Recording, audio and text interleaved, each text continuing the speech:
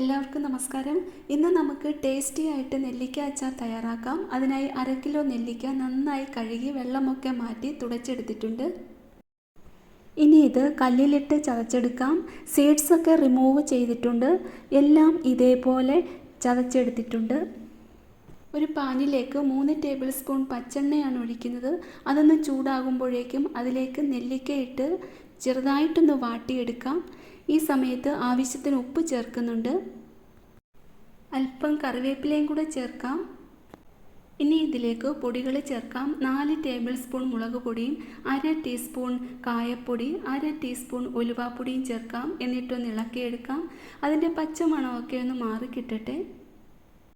ഇനി ഇതിലേക്ക് 1/2 കപ്പ് തിളച്ച വെള്ളം ഒഴിക്കുന്നുണ്ട്. അല്പം ഉപ്പൂടെ ചേർക്കുന്നുണ്ട്.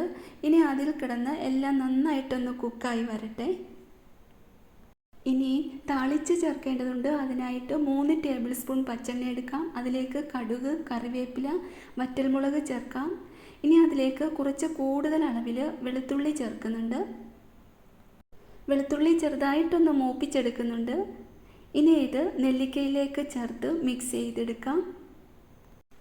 വിനാഗിരി ഒന്നും ചേർക്കുന്നില്ല. 2 ദിവസം കഴിഞ്ഞിട്ടെടുക്കുമ്പോഴേക്കും നല്ല ടേസ്റ്റ് ആയിരിക്കും. അപ്പോൾ വീഡിയോ കണ്ട് ഇഷ്ടപ്പെട്ടെങ്കിൽ ലൈക്ക് ചെയ്യാനും ഷെയർ ചെയ്യാനും സബ്സ്ക്രൈബ് ചെയ്യാനും മറക്കല്ലേ. മറ്റൊരു നല്ല റെസിപ്പിയുമായി അടുത്ത വീഡിയോയിൽ കാണാം.